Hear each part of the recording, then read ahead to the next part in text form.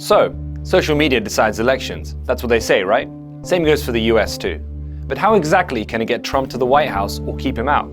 Apparently, it's all about these guys. I would say I'm undecided. I'm pretty much undecided right now. Undecided voters. And there's literally millions of them out there.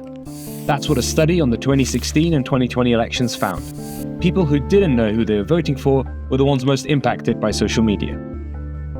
Add to that the uniquely American phenomenon of swing states, entire states that could go either way on election day, and you have a very real thing on your hands.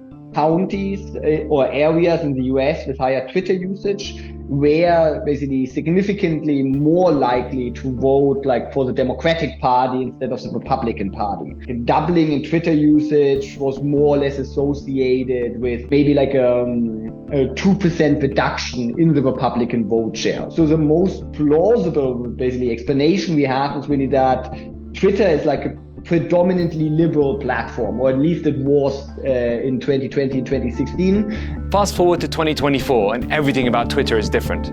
It's X now, and it's owned by one of the world's richest people, who's all in with Trump. The future is gonna be amazing!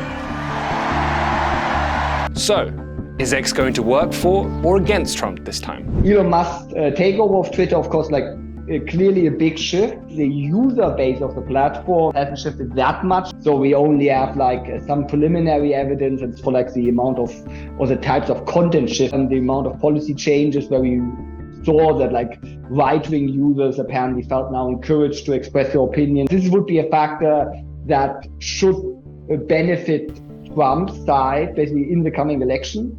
On the other hand, what could happen is that like if there's now too much inflammatory rhetoric on the platform, that these independents are disengaging entirely and thereby are not exposed to whatever changed content is now on the platform. So this basically could then also just reduce any persuasion effects. So then, it's not for nothing that an estimated $3.4 billion have been spent on digital political advertising in these elections. That's a new record and a 156% jump from 2020, by the way.